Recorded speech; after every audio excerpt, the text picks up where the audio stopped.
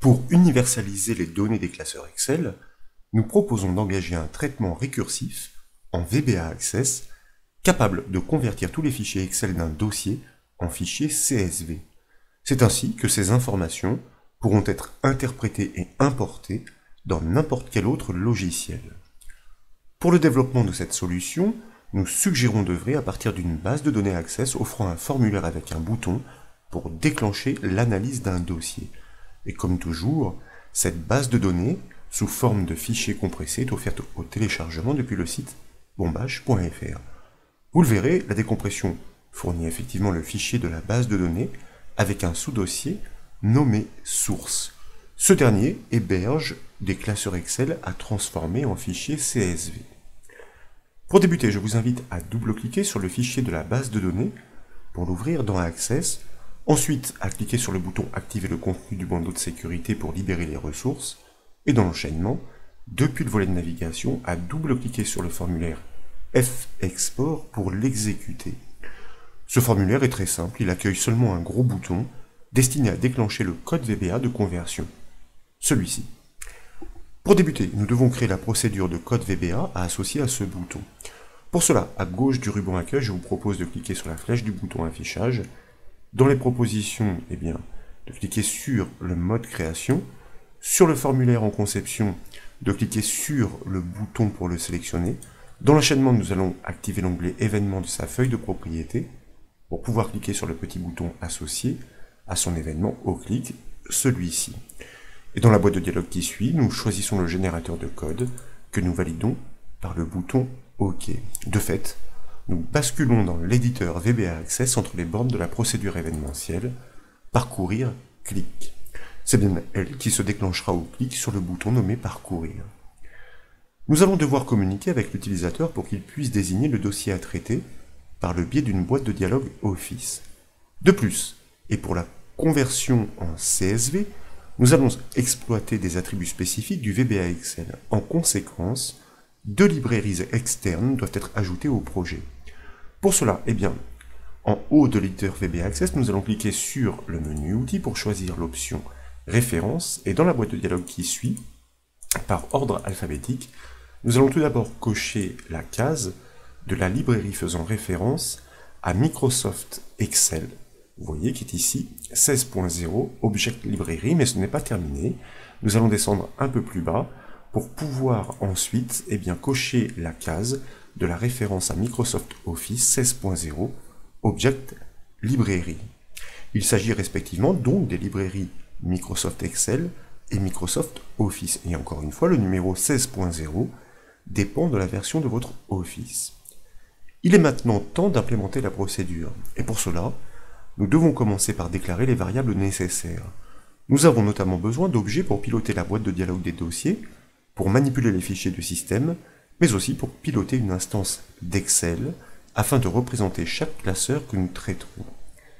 Pour poursuivre donc, tout d'abord nous allons cliquer sur le bouton OK de cette boîte de dialogue pour revenir sur le code. Et dans les bornes de la procédure, nous allons procéder à la déclaration de ces variables, mot-clé dim donc, avec une première variable que je vous propose de nommer boîte, et que nous allons typer comme un objet de type FileDialog, c'est-à-dire une boîte de dialogue standard. 2 points pour pouvoir poursuivre à la suite, c'est-à-dire sur la même ligne. Je vous propose maintenant de déclarer une variable que nous nommons le chemin, et que nous allons typer comme un string, c'est-à-dire une variable de type texte, pour mémoriser le chemin d'accès jusqu'au dossier désigné par l'utilisateur par le biais de cette boîte de dialogue. Et pour manipuler les fichiers de ce dossier, nécessairement, nous avons besoin de variables objets spécifiques. La première d'entre elles, je vous propose de la nommer obj fichier, que nous allons typer comme un objet au sens large, as object. Il s'agit d'une variable qui prendra son type précis au moment de l'instanciation de la classe permettant de manipuler les fichiers du système. Dans le même ordre d'idée, nous allons déclarer une variable que je vous propose de nommer le dossier, de la même façon que nous allons typer comme un object, et qui doit représenter comme un objet, qui doit représenter le dossier choisi par l'utilisateur. Et comme il va s'agir de parcourir tous les fichiers de ce dossier par le biais d'une boucle for each, nous déclarons une variable que nous nommons chaque fichier, et là encore que nous typons comme un objet au sens large, qui représentera bien, par l'affectation implicite de cette boucle for each, eh bien, chaque fichier parcouru dans ce dossier. Ensuite, nous l'avons dit, nous avons besoin de piloter une instance d'Excel pour pouvoir ouvrir chaque classeur et le convertir au format CSV. C'est la raison pour laquelle je vous propose de déclarer une variable que nous nommons instance E, que nous déclarons une fois encore comme un objet au sens large. Elle prendra son type au moment de l'instanciation de la classe Excel. Et enfin, pour reconstruire le chemin d'accès complet à chacun des fichiers parcourus dans cette boucle for each, nous avons besoin d'une dernière variable que nous nommons non-fichier, que nous typons comme un texte. Il s'agira d'assembler le chemin d'accès au dossier avec chacun de ces noms de fichiers pour pouvoir, par le biais de cette instance Excel, les ouvrir tour à tour. Puisque les variables sont toutes déclarées, nous pouvons maintenant initialiser celles devant piloter la boîte de dialogue des dossiers. Et pour cela, comme il s'agit d'une initialisation d'une variable objet, nous exploitons, comme vous le savez, le mot-clé set, et nous procédons à l'affectation de cette variable boîte.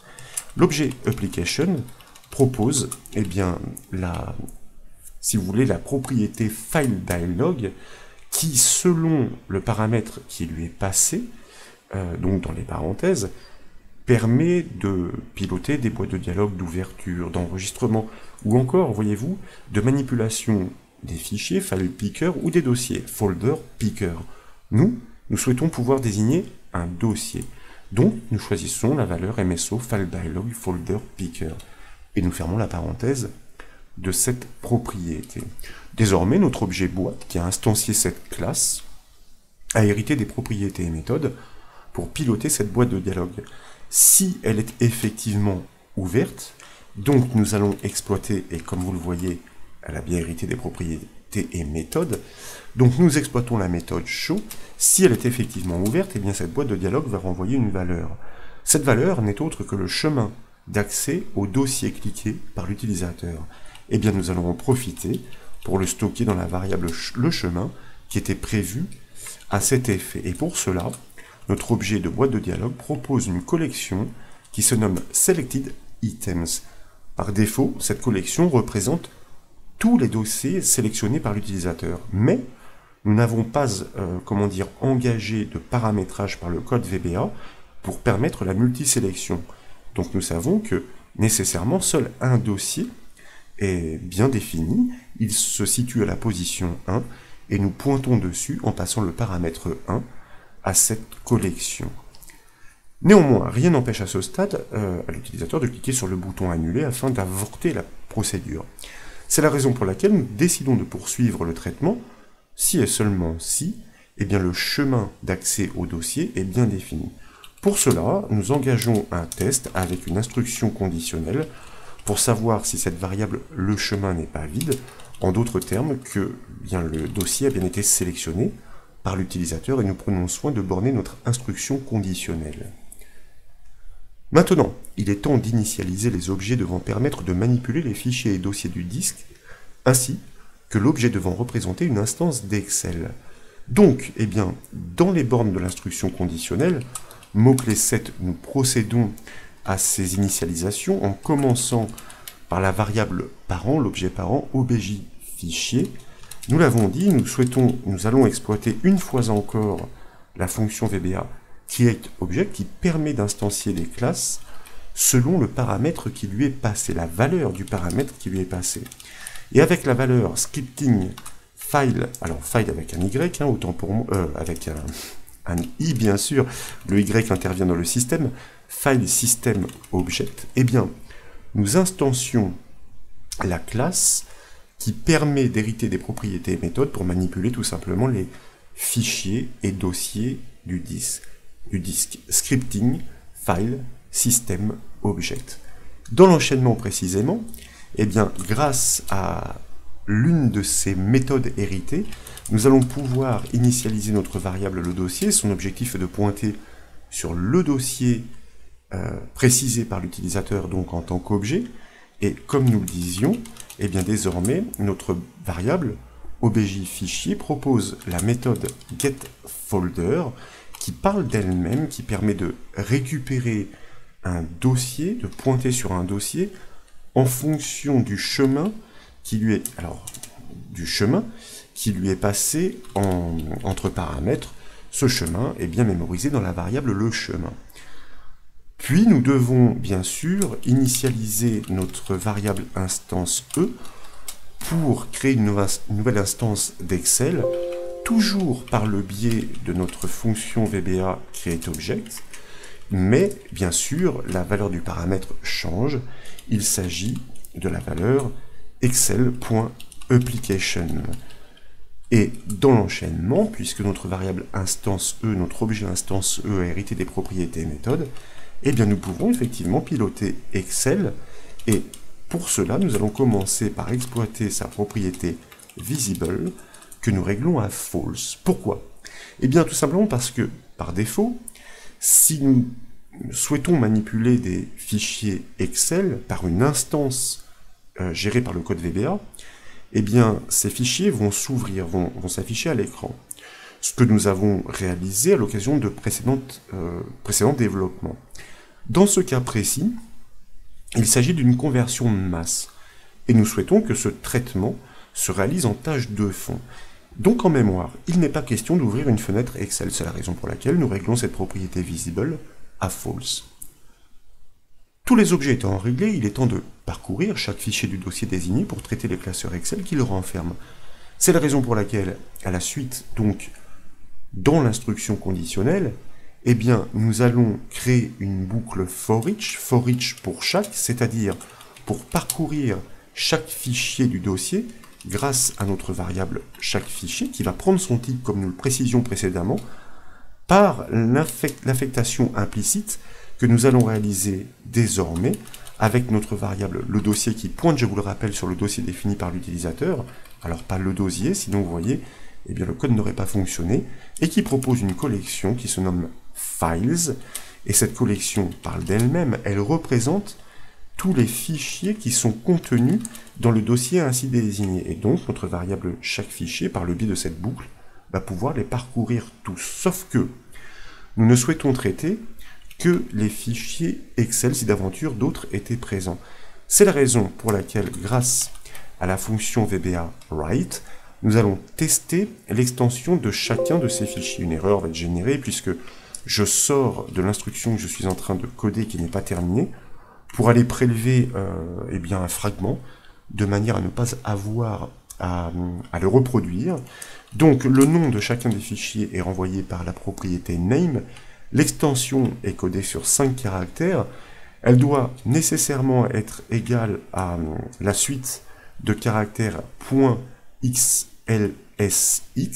Ok, donc cela nous l'inscrivons entre guillemets puisqu'il s'agit d'une information textuelle, ou bien, donc mot-clé OR, eh bien les 5 dernières lettres doivent correspondre à l'extension .xlsm pour un classeur Excel gérant les macros, ce qui ne l'empêche pas de renfermer des tableaux qu'il peut être opportun d'exporter au format CSV pour pouvoir ensuite les interpréter par des logiciels tiers. Par anticipation, en dehors des bornes de la boucle for each, c'est-à-dire lorsque le traitement de conversion de masse est terminé, eh bien nous allons adresser à l'issue un message de confirmation à l'utilisateur, voilà, comme très simplement ici, puisqu'il s'agit d'une phase de démonstration, la conversion de masse est terminée, lui indiquant qu'il peut aller vérifier dans le sous-dossier qui se nomme source, et pour agrémenter la boîte de dialogue, nous allons ajouter virgule, grâce au paramètre VBInformation, l'icône d'une information, c'est-à-dire d'une indication qui lui est destinée. À chaque passage dans cette boucle, nous devons passer le chemin d'accès au fichier en cours d'analyse à l'instance d'Excel. C'est ainsi qu'elle pourra l'ouvrir en mémoire, comme nous l'avons dit, pour traiter le classeur correspondant et entreprendre sa conversion au format CSV. Donc, c'est la raison pour laquelle, eh bien, tout d'abord, nous allons affecter à chaque passage, ou plutôt réaffecter à chaque passage, notre variable non-fichier qui doit mémoriser le chemin d'accès complet à chacun des classeurs Excel ainsi passés en revue. Nous avons besoin tout d'abord du chemin d'accès au dossier parent, auquel nous allons associer, bien sûr, dossier parent, le dossier désigné par l'utilisateur, je me méprends.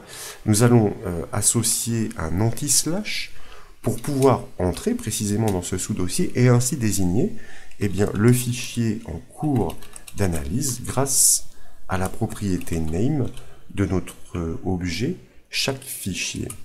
Et dès lors, nous pouvons exploiter ce chemin d'accès complet pour le passer à l'instance d'Excel de manière à ce que ce classeur soit ouvert en mémoire. Et pour cela, l'instance d'Excel propose une collection que nous connaissons désormais qui se nomme Workbooks, qui désigne la collection donc des classeurs, mais qui offre une méthode qui se nomme Open pour désigner un classeur précis à ouvrir, toujours en mémoire, je vous le rappelle.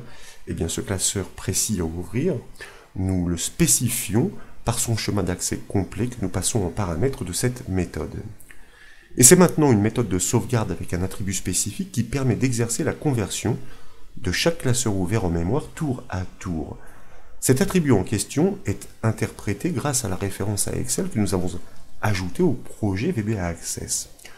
Donc de nouveau, nous exploitons notre instance d'Excel à la suite puisque nous venons d'ouvrir le classeur en cours d'analyse en mémoire. Cette instance Excel propose, puisque c'est du VBA Excel, ni plus ni moins, un objet qui se nomme Active Workbook. Alors, pas un J bien sûr, mais un K Workbook pour désigner tout simplement le classeur actif. Et sur ce classeur actif, grâce à ce classeur actif, cet objet, nous avons des propriétés méthodes comme la méthode SaveAs, à laquelle nous devons passer le nom du fichier pour l'enregistrement. Il ne s'agit plus d'un nom de fichier Excel, mais d'un nom de fichier CSV, du format d'enregistrement, et vous le verrez d'un paramètre supplémentaire. Donc, il est question de récupérer le nom du fichier sans l'extension. Pour cela, je vous propose d'exploiter la fonction VBA left sur cette variable non fichier. Nous souhaitons prélever, nous avons dit, toutes les informations jusqu'au point, et il existe une fonction VBA qui se nomme instrrev, qui permet en fait de trouver la position d'une occurrence cherchée en partant de la fin. À partir dans quel fichier? Dans le nom du fichier en cours. Et l'occurrence cherchée est le point. Et c'est cette information de position que nous allons transmettre à la fonction left pour qu'elle prélève le nom du fichier jusqu'à ce dernier point. Ce nom de fichier, nous souhaitons bien sûr le concaténer avec l'extension CSV. Donc, nous ajoutons cette information entre guillemets. Et c'est là, en deuxième paramètre, que nous devons indiquer quel est le format d'enregistrement. Ce format ne s'invente pas. Si nous codions directement depuis l'éditeur VBA Excel, nous aurions un licence qui se déclencherait. Il s'agit de la valeur de paramètre XL CSV Windows. Donc, pour faire une sauvegarde au format CSV. Sauf que par défaut, puisque nous codons dans un langage américain, le séparateur de liste qui va être employé est la virgule. Or, la virgule, dans notre cas, nous, Français et Européens, est un séparateur entre les décimales et les nombres. Et pour pouvoir utiliser le point-virgule comme il est de coutume chez nous, nous allons régler l'attribut local, donc de cette méthode, local == à true pour indiquer au VBA que nous devons utiliser les paramètres régionaux, c'est-à-dire le point-virgule comme séparateur de liste, la virgule comme séparateur de décimales et de nombres, comme vous l'avez compris. Suite à cela, puisque nous allons enchaîner l'ouverture en mémoire des autres classeurs Excel par le biais de cette boucle for each, une fois que chacun de ces classeurs a été converti au format CSV, nous devons bien sûr les fermer tour à tour. Donc nous allons de nouveau utiliser l'objet Active Workbook de cette instance pour pointer sur le classeur actif avec sa méthode close et puis le paramètre false pour lui indiquer que aucun enregistrement n'est nécessaire puisque nous n'avons réalisé aucune modification. Il ne nous reste plus qu'à libérer la mémoire. Pour cela, nous devons fermer l'instance d'Excel et la détruire. Il peut aussi paraître opportun de détruire les autres variables objets, comme nous l'avons appris ensemble au travers de différents développements, mais ici je vous propose d'aller au plus simple. Donc, à la toute fin du code, c'est-à-dire une fois que le traitement est totalement terminé avant le nsub, eh bien, par le biais, alors forcément je ne l'avais plus en mémoire puisque j'avais effectivement copié l'Objective Workbook entre-temps, sur notre instance Excel, eh bien, nous allons exploiter la méthode Git dans un premier temps pour la fermer proprement, et ensuite, mot-clé 7, nous allons la réinitialiser à nothing pour la détruire et la sortir de la mémoire. Je vous propose maintenant d'enregistrer les modifications, de basculer sur le formulaire Access, de l'exécuter en enfonçant la touche F5 du clavier, de cliquer sur le bouton du formulaire pour afficher la boîte de dialogue standard d'Office, de désigner le sous-dossier du dossier de décompression. Dans mon cas, voyez-vous, il s'agit dans le dossier vidéo du sous-dossier source, choix que nous validons par le bouton OK pour lancer le traitement, et comme vous pouvez le voir, le message de confirmation apparaît bien à l'issue. Donc, nous cliquons déjà sur le bouton OK de la boîte de dialogue pour pouvoir le valider. Je vous propose ensuite de basculer dans le dossier de décompression, d'ouvrir le sous-dossier source pour constater que chaque fichier Excel propose désormais son jumeau au format CSV. Et si vous ouvrez l'un d'entre eux avec un éditeur comme, pourquoi pas, un éditeur de texte, le Notepad++, eh bien, vous remarquez que les données des colonnes sont parfaitement séparées par un point-virgule comme nous l'avons souhaité. Nous avons donc construit des versions universelles sur la base de classeurs Excel pour que ces informations puissent désormais être interprétées par n'importe quel autre logiciel. Imaginez le gain de temps s'il est question de convertir des centaines, voire des milliers de classeurs Excel au format CSV par un traitement automatisé en VBA Access comme nous l'avons fait ici. Voilà donc pour cette nouvelle astuce de code, j'espère qu'elle vous a plu. Si c'est le cas, comme toujours, je compte sur vous pour mettre un petit j'aime à la vidéo. Et comme vous le savez, vous pouvez retrouver toutes les astuces, mais aussi toutes les formations sur le site bombache.fr. Je vous remercie.